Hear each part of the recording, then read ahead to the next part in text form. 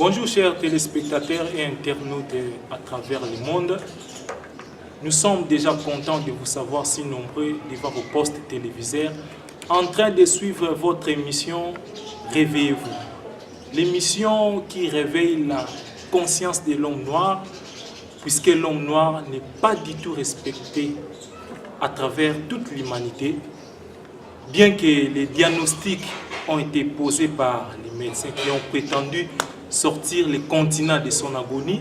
Malheureusement, aucun médicament n'a réussi à guérir l'Afrique, puisque le diagnostic a été mal posé. Alors pour la religion africaine, avec les Ngunza, ils pensent que l'homme noir doit se réarmer de sa propre spiritualité. C'est le cure spirituel qu'il faut absolument administrer à l'homme noir.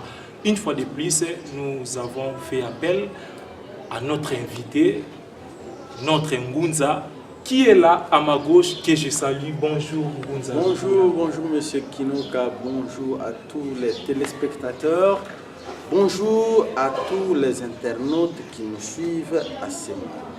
Comment vous allez Ngunza, avec la situation du pays? À l'allure de l'Afrique, mon frère. À l'allure de l'Afrique, mais l'émission que nous avions fait la fois dernière, nos téléspectateurs et internautes nous ont contactés et ils ont posé beaucoup de questions concernant cette crise qui préoccupe notre pays. Ngunza, apparemment, il y a une guerre ouverte qui est totale entre vous, les Ngunza, je vais dire, et les cardinals au sujet de la politique de notre pays. Le cardinal Mosengo, le cardinal du pays. Sa Majesté Mosengo. Oui, alors, le cardinal veut libérer le peuple congolais, veut libérer le pays. Quoi? Dans cette crise. Le cardinal veut quoi? Veut libérer le pays. Dans cette crise politique. Mais vous, les Ngunza, à la tête, Fumukosu, vous l'empêchez de réaliser ce combat. Vous ne voyez pas que vous êtes l'ennemi numéro 1 du peuple congolais, Ngunza? Merci beaucoup, Monsieur Kinoka. C'est regrettable parce que vous parlez de la libération. Vous savez, l'émission que j'ai faite avec vous, je le fais en français. C'est pour permettre à tous les négro-africains de comprendre ce qui se passe dans leur pays. Je dis bien dans leur pays, parce que pour moi, quand je parle de l'Afrique, je ne vois pas une Afrique atomisée en plusieurs cellules qui sont devenues République 2. République 2. Donc l'Afrique atomisée, c'est par la conférence de Berlin. C'est ainsi que vous aurez une cellule des Français, comme la République du Congo. En face, Congo-Brazza, c'est une cellule des Français. La RDC, c'est une cellule de prisonnières de la Belgique. L'Angola, c'est une petite cellule du Portugal, une grande cellule du Portugal. Donc, je ne vois pas l'Afrique en termes de petites cellules des impérialistes et du dominateur de l'Occident. Je vois l'Afrique comme un pays des Noirs. C'est ainsi que quand je fais faire des émissions avec vous, en français, c'est pour m'adresser à tous les négro-africains qui nous suivent en ce moment. Ces négro-africains doivent comprendre qu'au fait, la religion chrétienne et l'islam ne libéreront jamais l'Afrique et qu'à ce titre, les gens comme les évêques, les cardinaux, les prêtres, les abbés ne sont en réalité que ces militaires que l'homme blanc a placés pour perpétuer la colonisation, pour perpétuer l'esclavage, pour perpétuer sa domination sur la race noire d'Afrique. Et donc, quand vous me parlez de la libération de notre pays par un certain Mosengo, au fait, c'est déjà une injure que vous ajoutez à l'humiliation de notre race. Mosengo, alias Sa Majesté le Cardinal, n'est pas de nature à aider ces pays vers sa libération. Et tous les évêques, tous les prêtres qui sont commis par les Occidentaux pour perpétuer la domination de l'homme blanc sur l'homme noir ne sont que ces militaires qui travaillent non pas au profit de l'homme noir, mais ce sont des militaires qui travaillent au profit de l'homme blanc, et Mosengo c'est l'un d'eux. À un moment donné, M. Kinoka, vous vous êtes attaqué à Mfumukusu Kiamunzara pendant l'Angola, disant que Papa Nkusu, finalement, qu'est-ce que tu fais? Vous êtes un homme de Dieu ou bien vous êtes un politicien, parce que depuis un certain temps, vous ne parlez que de la politique. Aujourd'hui, cette question, vous auriez pu la poser à Mosengo, qui a quitté son archevêché et qui aujourd'hui est sur le terrain. Il devient un combattant au même titre que Félix Tshisekedi. Mosengo, qui hier a trompé le monde qu'il était un arbitre au milieu du terrain et qu'il était le chef du village au milieu du village pour juger, aujourd'hui il a jeté son maillot d'arbitre parce que son équipe était déjà perdante. Parce qu'en réalité, Mosengo n'est qu'un joueur de l'Occident qui aujourd'hui fait apparaître sa vraie face. Quand il s'est fait passer comme l'arbitre central du système politique congolais, il était au milieu du terrain comme un arbitre central et il a porté le maillot d'arbitre. Et aujourd'hui, comme elle est blanche et le Vatican est en train de perdre, Mosengo a jeté son maillot d'arbitre. Alors vous vous rendez compte aujourd'hui qu'à l'intérieur de lui, il avait son maillot blanc, le maillot de l'Occident. Voilà pourquoi il joue comme un joueur dans le terrain à côté de l'opposition. Or, quand vous parlez de l'opposition, vous parlez de ces gens qui sont organisés, qui sont des envoyés spéciaux des impérialistes pour semer la zizanie, pour semer le désordre dans le système politique africain. Mais malheureusement, quand ils font tout ce qu'ils font là, malheureusement pour eux, eux ne savent pas que le Vatican et l'Europe vivent leur dernier moment. L'Europe est en train de mourir de sa belle mort. Le Vatican est en train de s'effacer comme religion qui dirige le monde. Au fait, le christianisme est en train de disparaître au terme de 2000 ans. Il ne sera plus la religion dominatrice. Le christianisme ne va pas diriger le monde parce que le Vatican est appelé à disparaître. Ce n'est pas moi qui le dis, ce sont eux-mêmes, les Blancs, qui le savent. Et Mosengo le sait. Et Mosengo le sait. Alors, pour rafraîchir la mémoire de tous les négros africains qui nous dirigent aujourd'hui, parce qu'au fait, Mosengo ne sait pas qu'il n'est qu'un petit pion qu'on est en train de pousser. Tout ce qu'il est en train de faire est là. Mosengo n'est qu'une petite marionnette de l'Occident qui veut se sauver.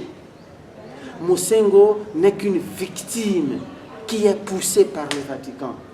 Hier, j'avais suivi la radio France Internationale que Mosengo va organiser une messe pour les morts du 31 décembre dernier. Et cette position a été approuvée par l'Église catholique de la Belgique. Mais en réalité, c'est quoi? C'est la Belgique qui envoie Mosengo. Mais parce que la Belgique sait bien que l'Église catholique est en perte de vitesse. Mais on essaie tant soit peu d'organiser la résistance à travers leurs jouets. Et parmi ces jouets, c'est Sa Majesté Mosengo Ier, qui en fait n'est qu'une créature de l'homme blanc, qu'une chose de l'homme blanc, qu'une chose du Vatican. Mais le Vatican lui-même est conscient qu'ils sont en train de perdre le terrain du jeu spirituel mondial et du jeu spirituel de l'histoire. Pourquoi? Parce que nous avons ici la prophétie de Saint Malachie, qui depuis le XIIe siècle, parce qu'au fait ce n'est même pas la prophétie de Saint Malachie, c'est la prophétie de Nostradamus. Donc Michel de Notre-Dame, alias Nostradamus, qui a prophétisé pas mal de choses, M. Kinoka. Et toutes ces choses se sont réalisées. Et Nostradamus, dans l'une de ses prophéties, il a dit que il y aura 111 devises. C'est-à-dire que 111 papes qui vont se succéder. Et à partir de cette prophétie, on a vu que tout ce que Nostradamus a raconté s'est réalisé. Et aujourd'hui, le Saint-Siège reconnaît cela, reconnaît cet effet. Et le Saint-Siège connaît que maintenant, à partir de l'an 1917 jusqu'à l'an 2017, la papauté va vivre quelque chose de si grave et l'Europe tout entière sera frappée et ça sera leur fin. Alors pour rafraîchir la mémoire de Sa Majesté Mosengo Ier, qui ne comprend pas que le Vatican est déjà à sa fin et que le christianisme est au terme de sa domination, il est en train de jouer un jeu qu'il ne comprend pas. Eh bien, nous lui rafraîchissons la mémoire, nous demandons à votre régie de nous balancer cet élément sur la fin de Rome, sur la fin du Vatican et sur la fin du christianisme, et nous y reviendrons pour essayer un peu de développer quelque chose sur cette prophétie. Merci beaucoup Ngunza. La régie, si vous pouvez nous balancer cet élément. L'Église catholique guide aujourd'hui plus d'1,2 milliard de croyants à travers le monde. Mais personne n'a encore réussi à percer les mystères du Vatican, cet État indépendant, au lieu de l'Église, au lieu du secret. Un texte écrit il y a plusieurs siècles pourrait bien changer la donne. La prophétie des papes. Une prophétie qui semble avoir été au cœur du pouvoir du Vatican. Une prophétie que l'Église semble cacher au monde entier depuis des siècles.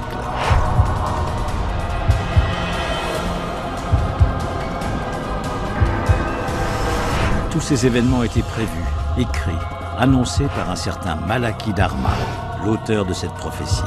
Un texte comprenant 111 devises, la liste de tous les papes du XIIe siècle jusqu'à nos jours. La prophétie est comme un mécanisme lancé, très précis. Plus inquiétant, la liste s'achève par une sentence. Un seul paragraphe annonçant la fin de la papauté, la destruction de Rome et le jugement dernier dans quelques années. Dieu peut faire ce qu'il veut. Et s'il décide qu'il n'a plus besoin de la papauté, alors il n'y aura plus la papauté. Pour Malachie, François est le dernier pape. Il y aura une fin du monde, il y aura donc forcément un dernier pape. Qu'est-ce qui va se passer? Il va se passer l'écroulement de Rome. C'est ça qu'on nous dit. François est-il le dernier pape? Priez pour moi. La fin du monde est-elle annoncée ou n'est-ce qu'une prophétie apocalyptique de plus? Tout est sous nos yeux et nous ne voyons rien. Justement, regardons la prophétie des papes en détail, car au cours des siècles, elle aurait fait ses preuves. Là, nous venons de suivre cet élément de Saint Malachie. Et Ngunza, nous avons une question. La prophétie et les documentaires, ce sont des blancs, c'est une personne qui l'a réalisé. Peut-être qu'il a eu une vision la nuit et il a pu écrire ce qu'il pensait. Pourquoi vous penchez-vous de cette prophétie, bien que vous n'aimez pas les blancs? Si les blancs... Non, c'est pas vrai, nous on aime les blancs. Hein. Vous contribuez. On est contre leur système et contre le système du christianisme qui domine le monde. Nous ne sommes pas des racistes, en tout cas pas le moins du monde. Oui, mais quelle est la garantie? Qu'est-ce qui vous garantit que ce qui est dit, ce qui est écrit dans cette prophétie se réalisera? Puisque c'est une personne. Et le montage, et les documentaires, et la prophétie elle-même, ce sont des blancs qui ont réalisé ça. Oui, que ce soit les blancs ou pas, le problème c'est la prophétie. Il peut vous tromper. Pas du tout. Pas du tout. Ça, c'est la prophétie de Nostradamus. On a fait parler de Saint-Michel, mais au fait, le vrai auteur de cette prophétie, c'est Nostradamus. Et je vais vous remettre, après l'émission, je vais vous remettre tout le setup de cet élément, de ce documentaire, et vous saurez de quoi ça parle au juste. Donc, cette prophétie est une vraie prophétie. Parce que ça s'est réalisé. Tous les papes qui passent jette un coup d'œil sur cette prophétie et le tout s'est réalisé, mot à mot, lettre par lettre, dans cette prophétie. Et donc, il y a eu aussi un pape. Quand il a pris le pouvoir, il a touché à cette prophétie. C'est le pape Jean XXIII. Le pape Jean XXIII avait confirmé la vérité de cette prophétie. Et quand il a pris le pouvoir au Vatican, il a parlé de cette prophétie et il a aussi annoncé cette prophétie à lui, le pape Jean XXIII.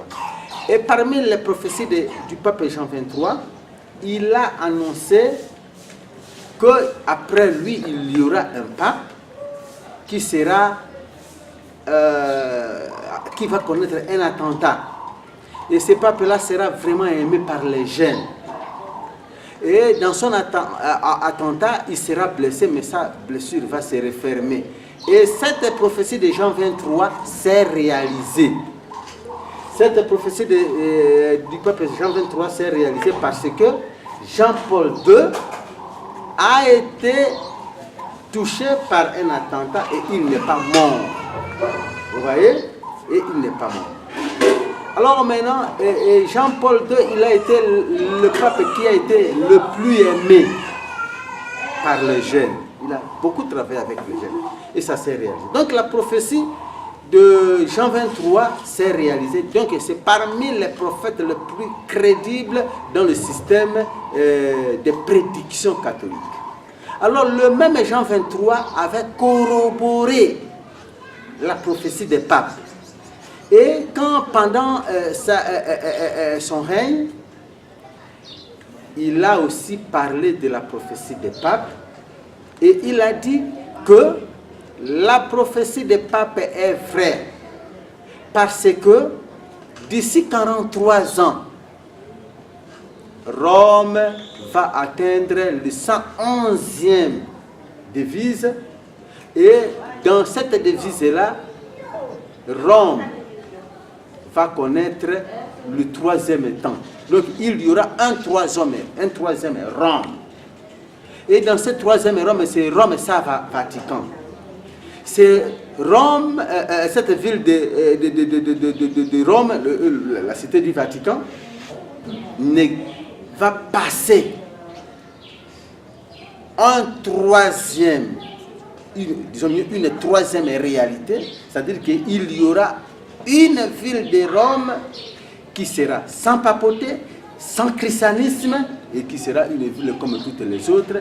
Et cela viendra justement après une période difficile, une période de sang, une période de guerre. Et cette troisième Rome sera sans le Vatican, sans la papauté, ce sera la fin.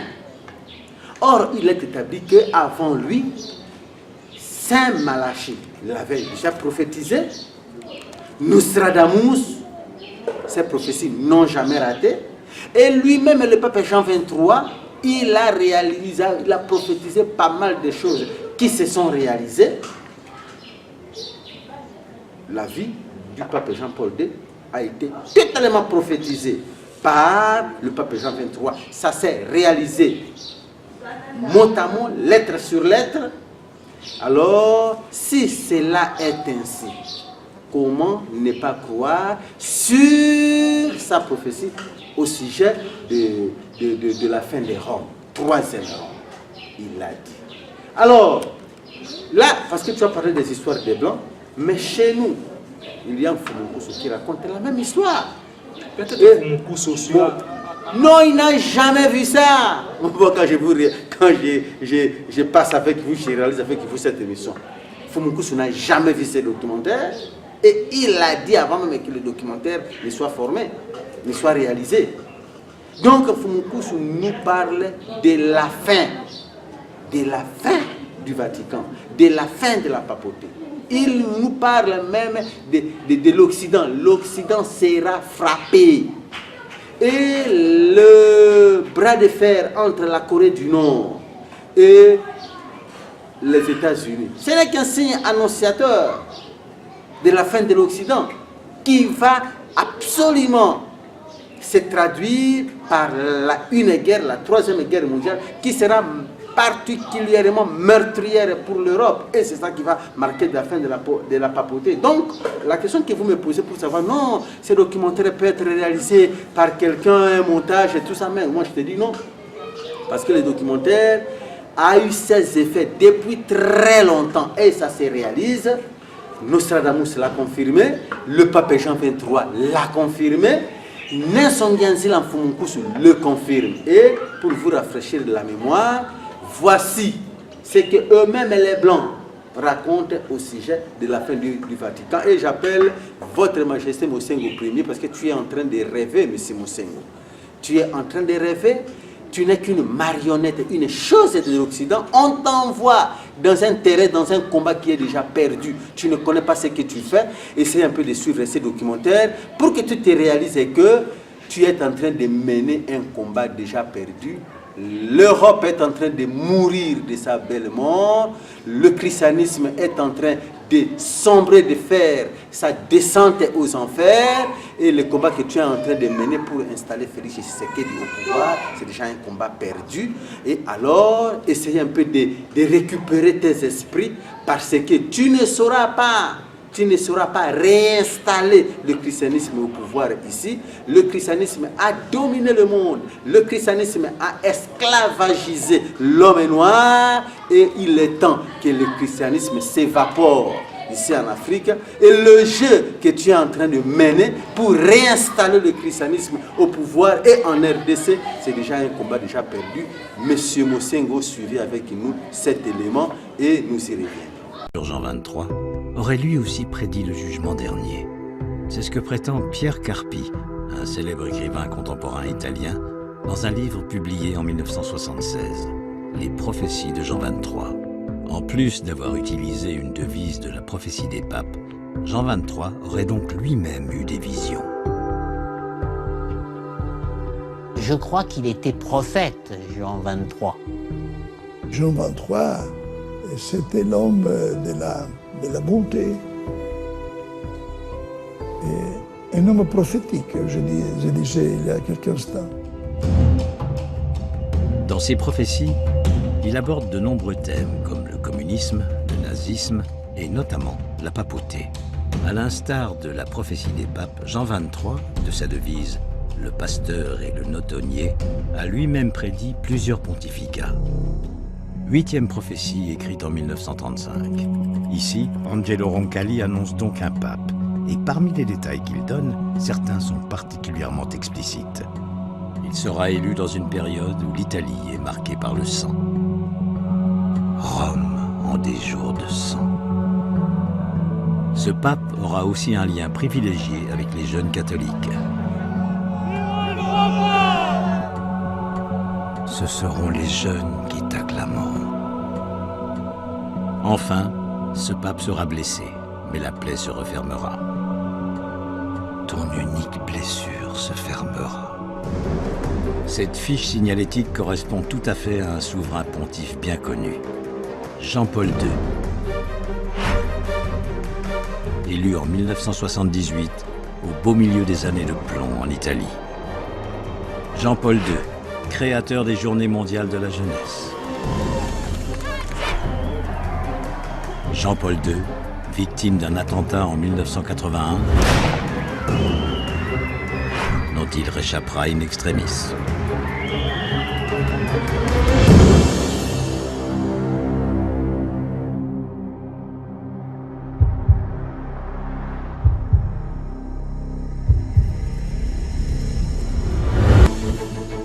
Jean XXIII a donc annoncé le pape Jean-Paul II 43 ans avant son arrivée.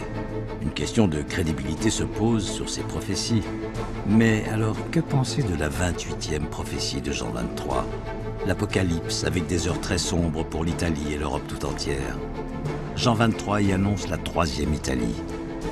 Une expression qui peut paraître anodine, mais qui est en fait lourde de sens.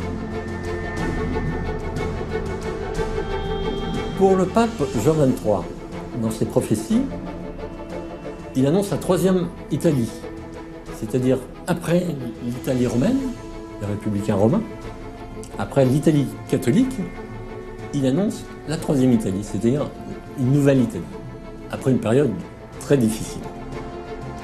Une troisième Italie après l'Italie catholique, le présage est clair. C'est la fin de la papauté, sinon la fin du monde. Prophétie des papes, prophétie de Jean 23. Déjà 2 textes, étroitement liés et particulièrement crédibles, qui annoncent la fin de Rome et pire, du monde. Le pape Jean 23, en plus d'avoir délibérément cité la prophétie des papes pendant son pontificat, aurait lui aussi eu des visions. Comment l'Église peut-elle accepter un tel affront? Eh bien là encore, de la même façon que pour la prophétie des papes, le Vatican n'y prête pas attention, officiellement. On se contente d'être... Nous venons là de suivre la prophétie du pape Jean 23, qui a confirmé ce qui a été dit par Saint Malachie. Alors Ngunza, quel est votre mot de la fin concernant la situation actuelle et concernant ce que nous venons de suivre? Merci beaucoup, M. Kinoka. Je crois que vous venez de suivre avec nos téléspectateurs ainsi que nos internautes comment Vatican et les prêtres même du Vatican eux-mêmes sont conscients que le christianisme ne va pas tenir au terme de 2000 ans.